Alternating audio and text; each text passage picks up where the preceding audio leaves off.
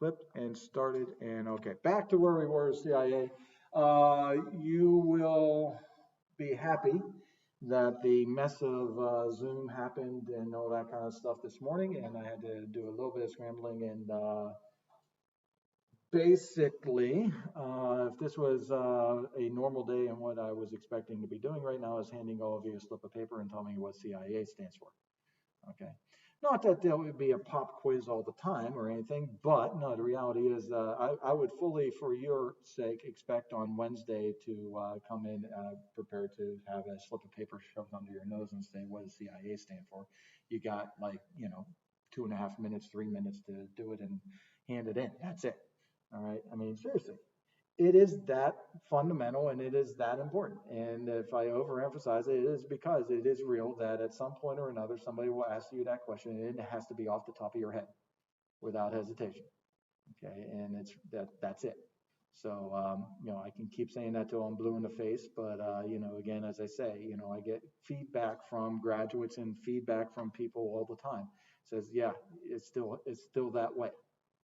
Including the guy that I was just, talking about that popped in onto the chat, and including a senior this year that during the summer was in a training assignment for a internship they were in, and screenshotted the training video that on the second screen had CIA, kind of thing. He's like, yep, there it is.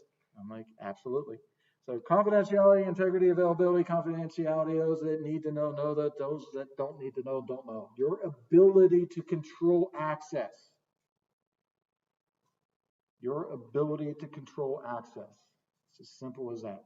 Now, once again, in your own word definitions are best here. Okay, because again, the idea, and I haven't hammered this enough, I make jokes about, a series of questions that affords you the opportunity to convince me you know what you're talking about.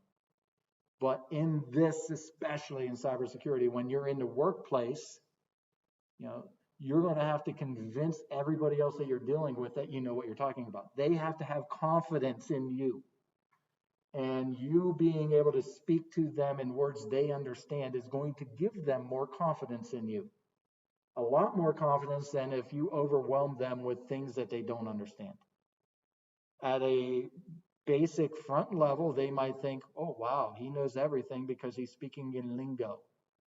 But believe me when I say that there are more people that are suspicious of the lingo than accept the lingo.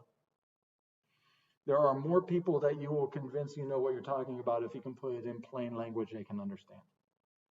Because that means not only do you know the lingo, but you know them. And you can translate. Okay, so when I say confidentiality and I kind of simmer it down into those that know, and those that don't know. That's an oversimplification, yes. But when I get to the granular understanding a little bit deeper of saying your ability to control access, that gets to the gist of it a little bit more specifically. But I'm not looking for you to memorize something on confidentiality. I'm looking for you to develop some kind of a sentence that conveys you understand it. Okay? Integrity. And again, I get into the storytelling notation here with integrity to say that it is from the perspective of what you're trying to protect.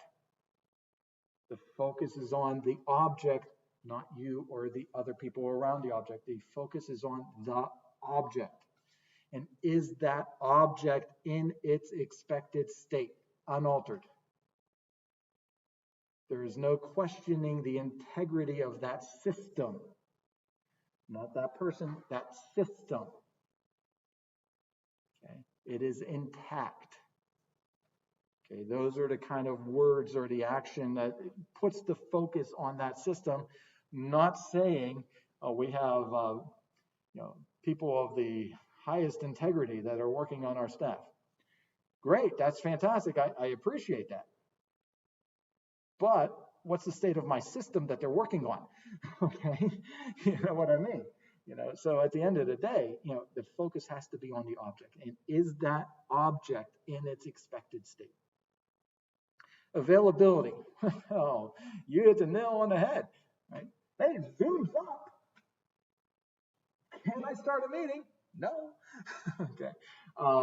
Do you have access to the data, the resources, the systems, the things you need in a timely fashion? And that in a timely fashion is the gray area. It's not black and white, and it's not absolute. Now, you can, when you start to define your benchmarks and when you start to define the expected states, say that, yeah, from a service level agreement, if it does not come up within a certain amount of time, okay, the contract's null and void because you broke my service level agreement or something like that. That's not always the case, and that's few and far between. Okay. But the reality is this is a perspective issue that is a moving target, and it is up to you to be able to understand what is the acceptable range of availability in time for the audience that you are serving, right?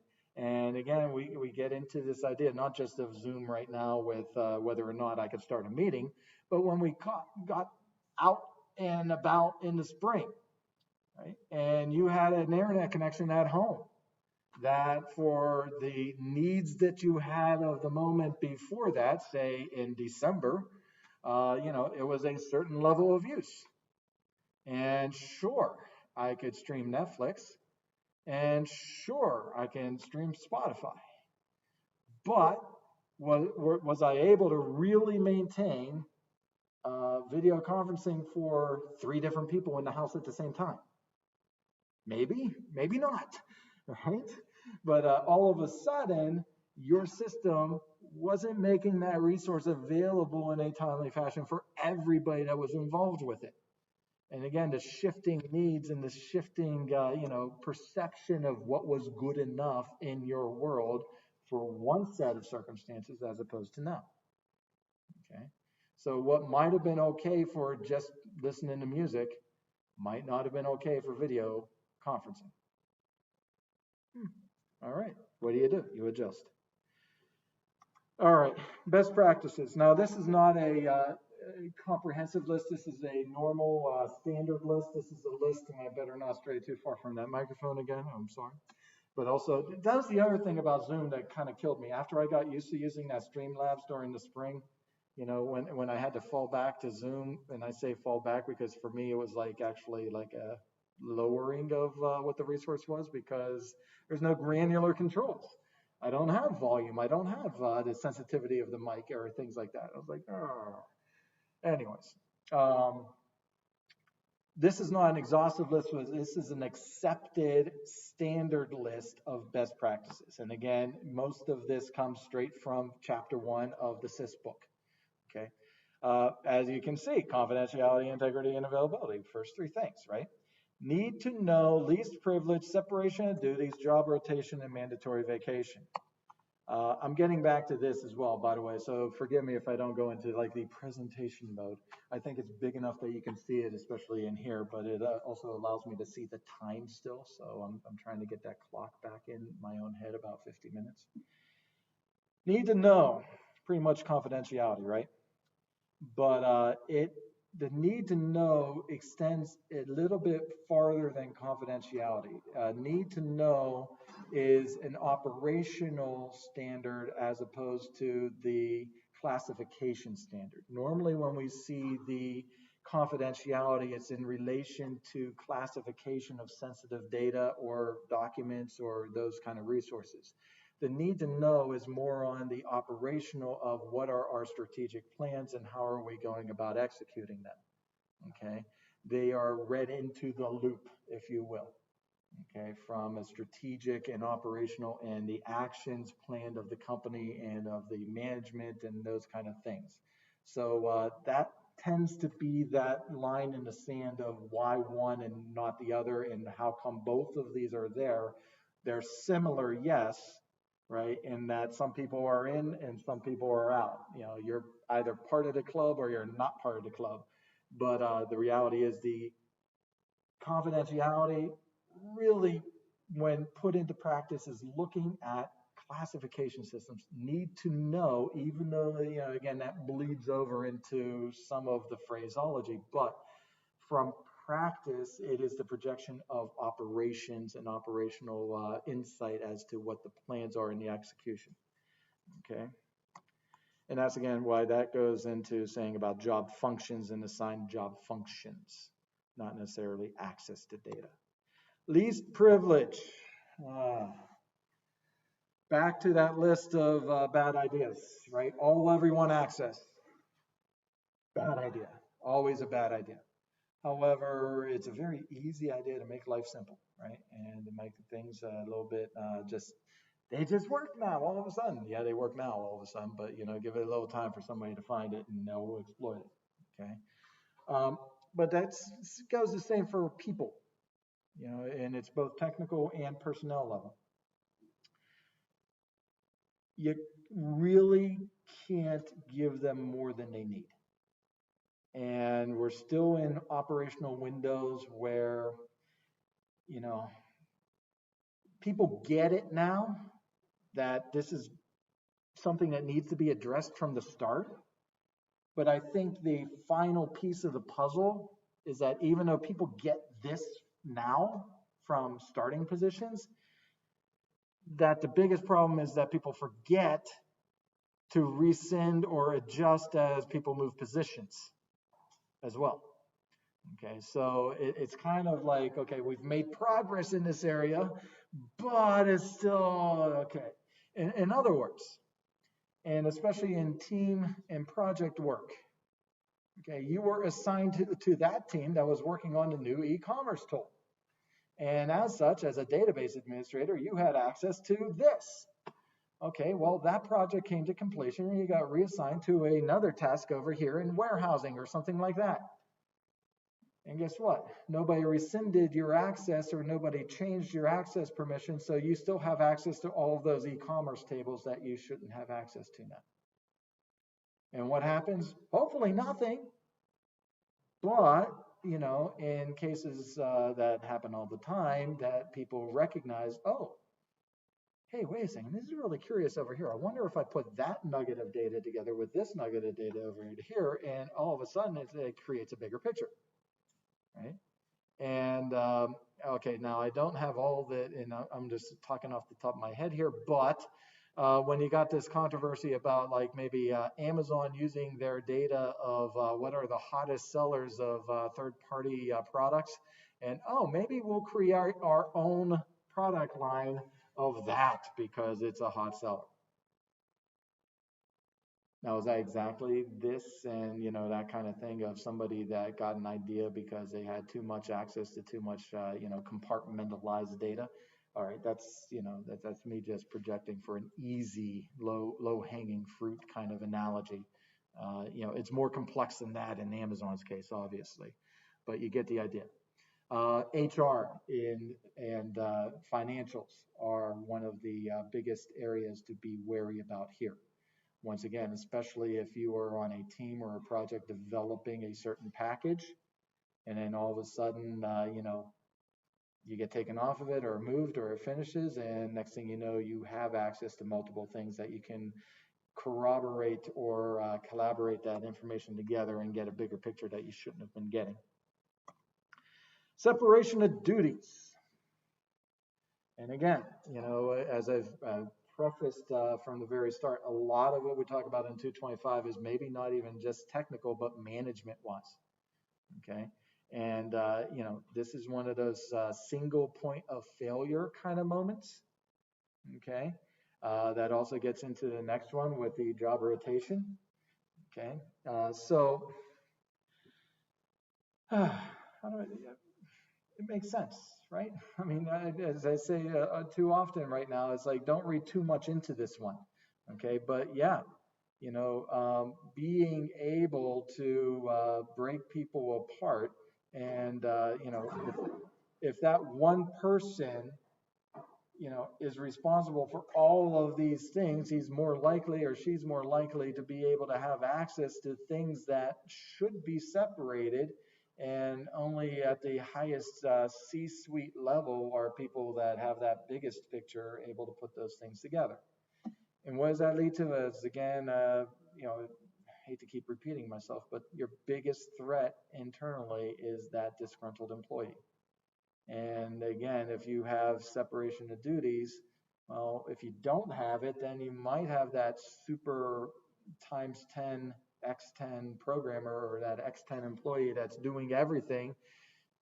That thing gets burned out and then gets pissed off and gets frustrated and all of a sudden is having a bad day and all of a sudden starts wreaking havoc or taking proprietary information and making the most of it for himself instead of for you. Okay, so this helps to avoid those situations. Which same thing of job rotation.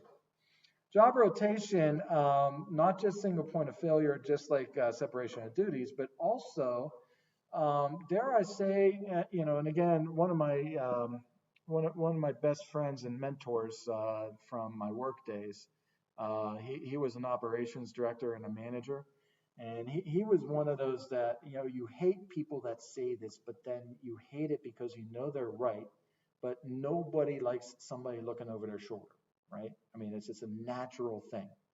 Whether you're the perfect person or not, you still just, it irks you. It makes you feel a little, well, watched. But, he was one of those people that would say, if you're not doing anything wrong, and if, you got nothing to worry about, then you shouldn't worry about somebody looking over your shoulder. It's great as words, and it's great as lip service, but like I said, it's human nature for people to be like, ugh, okay? Well, if you don't want to put the surveillance system in place, well, guess what? Rotation of job duties means that you know that somebody might not be watching over my shoulder right now, but I know that in 6 months or 3 months or a year or whatever, somebody else is going to be coming into this seat.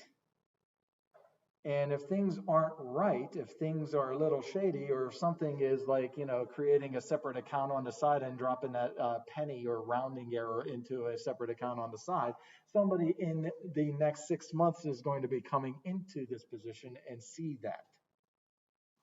Yes.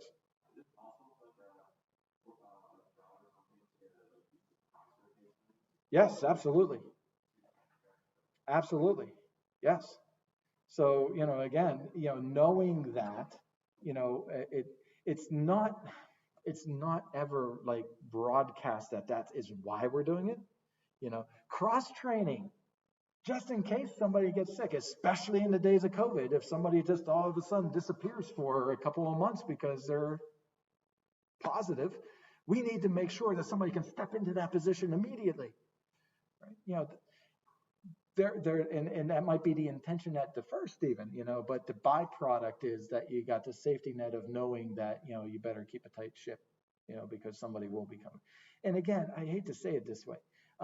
This is a phrase I get to later on as well, but I might as well repeat it now and get it out there immediately. When we talk about policies and procedures, I've already said that is where you're going to get the biggest bang for your buck in all of these security implementations. It's real. Okay, because human nature again is such that as you get into being an adult, as you get into being into the workplace, as you have responsibilities of student loan payments, car payments, mortgage payments, you got a family, you got a wife, you got a kid, you got everything else, right? The consequences of getting fired, the consequences of losing that paycheck, the consequences of having that on your record, right, get bigger and bigger. So normal people adhere to the rules. Normal people realize, hey, if I'm browsing pornography in the middle of the day, I'm going to get fired, right? Normal people say, hey, guess what? Our technology is there at the point where I know that there is a filter that they are watching and that they might not be watching right now, but there's a report that gets generated at the end of every week. And somebody will eventually see that report that says, this computer logged in by that person was looking at those porn sites at that time of day. And they'll come knocking on your door, and here's the box, there's the door, you're out. Normal people react to that. However, we all know there are some people that say the rules don't belong to me. And, oh, they won't catch me. Oh, that's for the other people. And maybe it's a maturity thing. Maybe it's because they don't feel there's consequences. Maybe because there hasn't been an example set in that organization for a couple generations. But eventually there's going to be somebody that, the common sense ideas that we hold as basic. Why would anybody do that? Right? Oh my God, I can't believe that. Well, there are people that do that, And that's why you have all those other systems and safeguards in place, not just because of the accidental click, but you also know that there is somebody that's going to try and get away with it. And again, I hate to say it, but thank you everybody for having your mask up over your nose. Right? We actually got an email from Smetanka because apparently, I haven't been seeing it as much. Don't worry. There was one that was just sitting down and you just put, no, it's okay. But, we were told, there are people that are starting to test to see what they can get away with. Human nature. Other people just fall in line. So, anyways, mandatory vacation. Twofold, and again, not every company implements all of these things, but these are recommendations of best practices. Mandatory vacation is a couple of different things. Number one, it gives you an extended window of not just somebody else coming in and following on their footsteps and giving them the peer pressure to know that somebody's doing it, but it gives you a unfettered open time window of more than a couple of days, a week or whatever it's going to be to go over things if you have to. And again, this isn't like, and it sounds like I'm, casting this, horrible situation, and this always happens, that you're always going to be trying to find somebody. That's the bad attitude to have. You're not always trying to catch somebody, but you want to make sure that if you have, I don't want to say suspicion, or if you have the experience that there are going to have to be some audits, and there are going to have to be some, opportunities to take a look at their laptop, desktop, whatever it is, that you're going to have a window to be able to do it. And dare I say, best case scenario is when they're not in the building, because again, even if it's wrong, then you might create a disgruntled employee by, making them feel like they're being surveilled or whatever's going on. Okay. All right. The last thing I want to make sure I get to today. Okay, so this is the focal point of today. For some of you, this is, again, a little bit of a repeat from 102 because this is one of those basic ideas I try to include in 102. But in chapter 1 of the book, this is like, a primary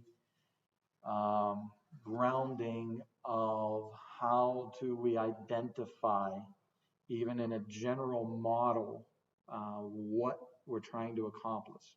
And then we can pick apart each of those pieces and say, okay, I'm going to focus on this piece of this cycle, I'm going to focus on that piece of this cycle. But to recognize a cycle of risk identification is pretty essential and pretty important going forward.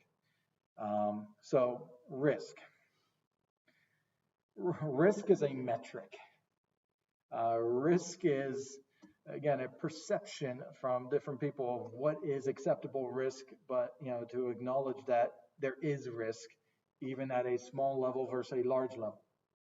Okay, but it's a product. And when you go into criminology, and I know there's a couple of criminology people in here, opportunity and motivation, come together to provide that, mix, that combustible kind of situation that, affords somebody that chance to, execute on it. What is that crime paradigm? Okay. So risk relationship between likelihood of loss and potential impact. Okay. How likely is this to happen? What happens if it does? Okay. Yeah, there really is, a couple of equations, but risk management cycle. Actually, no, it's not labeled that way. Anyways, risk management cycle. So, threat agent. What is a threat agent? Anything. And I say anything because it doesn't have to be a person. And I think by now we know this, right? And that's not a big push for you. Automated bots, right? Worms.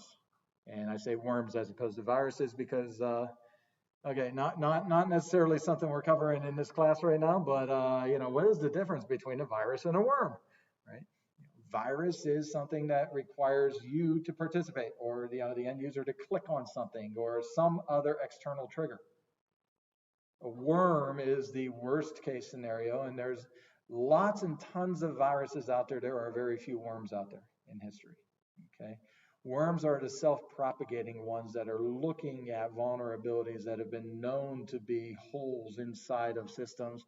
They find their own way from host to host. They infect the host, and then they use that as a base to find other vulnerable devices to go infect. They do not require the participation of the end user. You know, don't click on that. You don't have to click on that link. You don't have to open that attachment. You don't have to install something with a Trojan that's attached to it or something like that. This just goes on its own. Okay, so there have been very few of those that have been known in the wild across time, whereas there are tons and tons and tons, innumerable, you can't enumerate badness kind of viruses. Okay. And while I'm at it, I might as well say, since I used the word Trojan at one point, let me just throw out there are two major pieces of Trojans. Okay, that Trojans do often masquerade or piggyback on something else, right? That they're coming in with something, and it might not always be obvious. It might be an add-on through freeware that's saying, hey, if you're installing this, I'm going to automatically select the yes that you're going to want to install that too. Or it might be a blind co-install with something, right? So might be masquerading. That's the common that almost everybody that talks about Trojans warns about that. The not so common that is often forgot about piece of the Trojan is that it can wait. It can lay dormant for as long as it needs to. And when you think about the whole Trojan mythology, that is part of it as well. That you come in with the horse, but then they wait until the bacchanalia dies off and everybody's passed out and drunk. Then they come out, right? So the Trojan in the virus standpoint can be waiting for a passage of time, can be waiting for an April Fool's Day trigger, can be waiting for a series of programs to open up or a series of keys. It's waiting for a trigger, okay? But because it's also waiting for a trigger and it requires some participation, that puts it in that virus category as opposed to that worm category. Anyways, back to this. Threat agent can be the disgruntled employee, can be the outside hacker, can be the state operator, can be the automated bot, can be the worm, can be anything that gives rise to a threat. Now, the threat is not the execution of it. Once again, we're talking about the possibility that it might happen. Okay? There is a chance that there exists something or somebody that might want to do this. That's something that they might want to do that is detrimental to me. That's the threat. They haven't done it yet, right? But you know that there's somebody out there or something out there that might want to do it, which means that you got to take attention to it. Vulnerability, okay? That is the weakness or the opening or the out-of-date patching or whatever you want to, that is the soft underbelly that the threat agent is threatening. Okay. That culminates, as I was just saying, with this equation of the possibility mixed in with the risk. Okay. The risk. Now, again, we'll get back to the equation in a second here, but this is calculable, and there are many different things out there that go into actuarial science. Actuarial science. God bless those guys. These are the people that are saying, okay, hey, you live on a floodplain, we're not going to sell you flood insurance. We know that that area of land has had 5 floods in the past 20 years. Guess what? Chances are pretty good there's going to be another flood there. And if you choose to build your house there, guess what? It's going to get flooded. So we're not going to sell you flood insurance because we are going to say to you, it's probably a better idea that you go build that house somewhere else. And if you do choose to build your house in the middle of this floodplain, you're assuming the risk, i.e., the potential results and the ramifications of having to rebuild it or redecorate or fix the flood damage after the event happens. Okay. Here, one of the examples I give too. This isn't always the case. And I mean, this is one of those things that the amount of times that it has happened within a number of time passage is one of the primary equations, but that isn't always the deciding factor. For example, on this campus, there has been one damage inducing fire in the past 60 years. Okay. So the odds that there's going to be a horrific, very large damage inducing burn a building to the ground fire is pretty slim. Doesn't happen very often here. However, we still got sprinkler systems.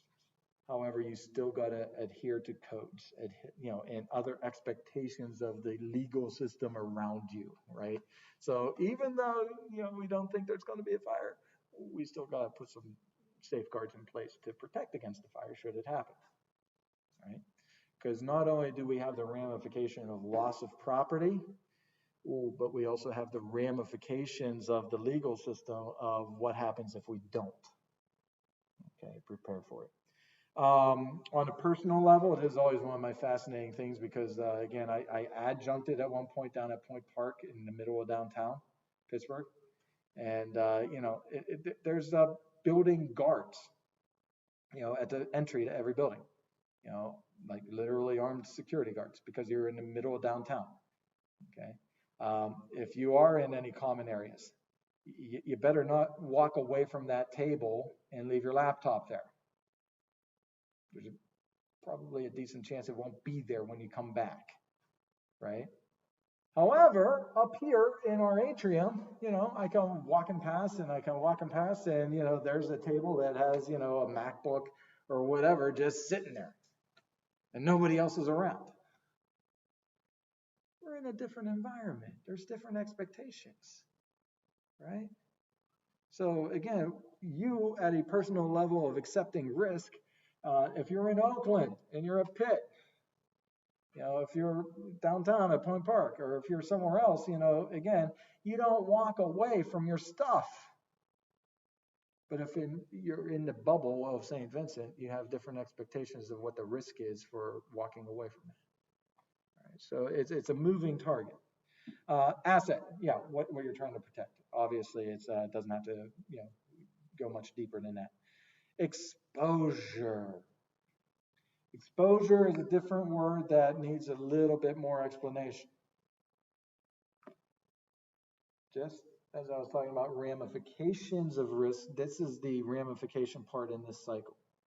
What is my exposure? Right? What are the consequences if that threat agent makes good on the threat, exploiting the vulnerability, and now that risk has come to pass and is a problem?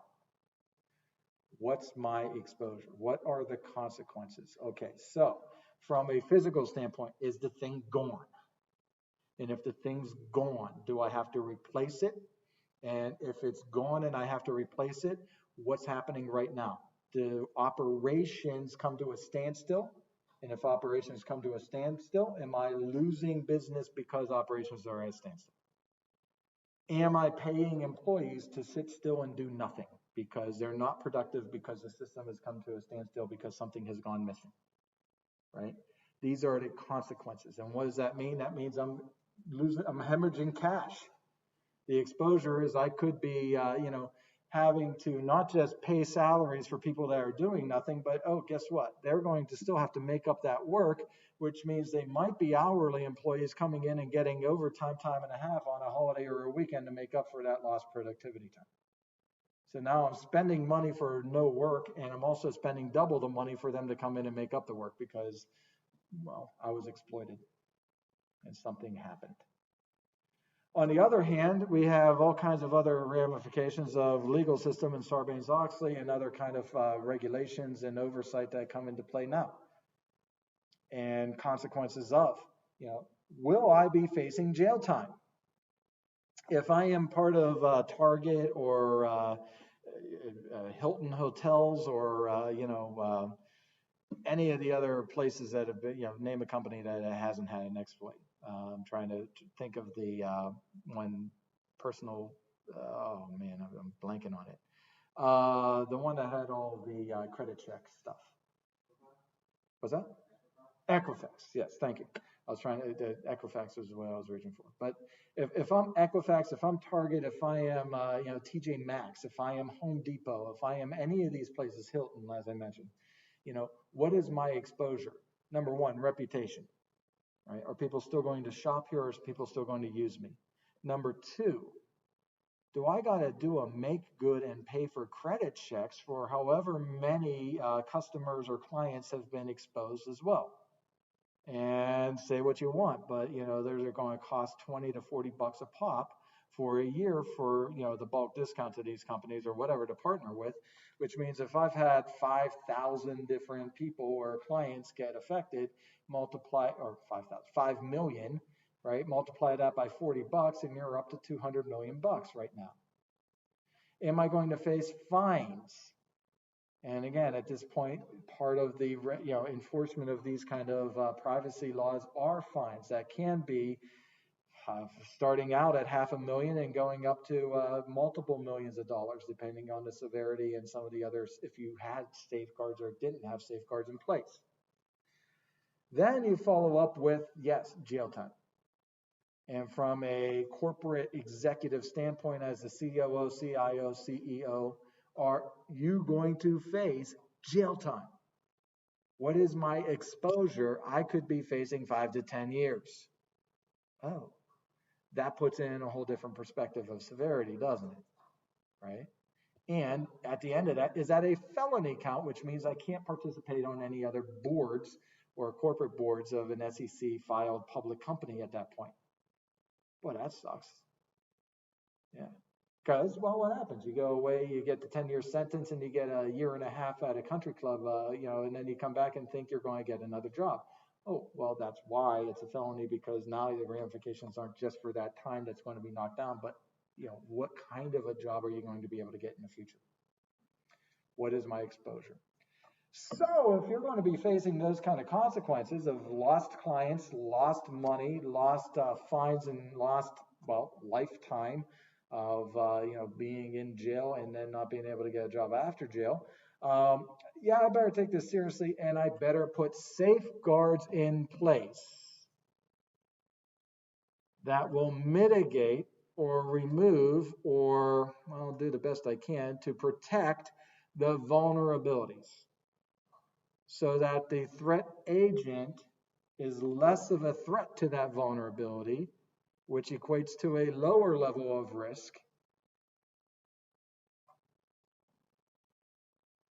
Thus, I don't have to worry about the exposure as much.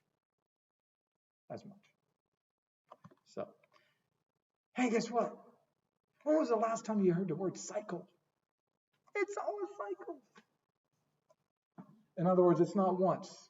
It's continually needing assessed of what are the vulnerabilities, what is the threat matrix and the threat landscape of who the threat agents are and what their motivations are and how much of a target you are.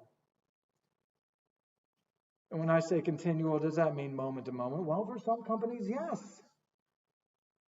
But for other individuals, no. Maybe this is, again, I don't want to say it, but, for a household, is this a yearly review of some of the other investments and other long-term things that you have in place, like your life insurance or home insurance or things like that?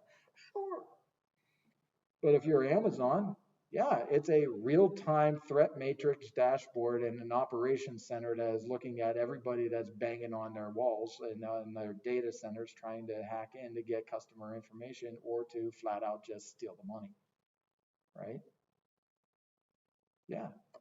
So it needs assessed. And there's just another picture of the same kind of thing with a little bit of more description, and as I mentioned, vocabulary to say that, you know, my definition of risk and your definition of risk probably aren't exactly the same right now, but this gets you to think more about this idea of risk, of the likelihood, right? The likelihood, the possibility that it's going to happen. The threat is not the actor. You got to separate the threat agent from the threat itself and recognize that the threat itself, it's potential. And as with anything, there's a gradient of, is it an imminent threat? Or is this something like even, oh geez. Okay, I'll fully admit it, I still haven't completely addressed the one drive that fell out of my RAID array in the main server upstairs. I'm at risk. Okay, is that a threat to us being able to hold classes in W214 if you can't log in with your SVCCIS department login? Yeah, that's a problem, a little bit. But you know what? In my likelihood and in my imminent threat, I'm willing to whistle past the graveyard for a few extra days and, kind of, hold my breath on that one. I shouldn't say it out loud too often because, knock on wood, these things do hear, but I'm not in W214 saying this, so hopefully it can't hear me through these walls. No, seriously, I hate to say it. I mean, I got a science background, but, personal in the field experience. I mean, if you're planning on decommissioning a server, don't have these conversations in the server room. That box might have been up solid for like 7 years, but as soon as you start talking about decommissioning it in front of it, it's going to start throwing errors. I mean, it's happened. I've seen it too many times. It's unbelievable. But anyways, well, we personify these things. We give them all those human characteristics, right? It happens. Okay. All right, countermeasures, and this is where we got to move to as the week finishes off here. Yes, safeguards put in place. They have all kinds of different categories that we can put into them, including, as I said, the non-technical policies and procedures. Don't do that. Okay.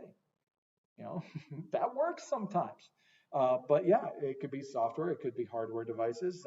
But the biggest thing is obviously they need to be tested.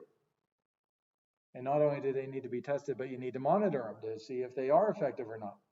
You can't just put it in place and assume it's working. Okay.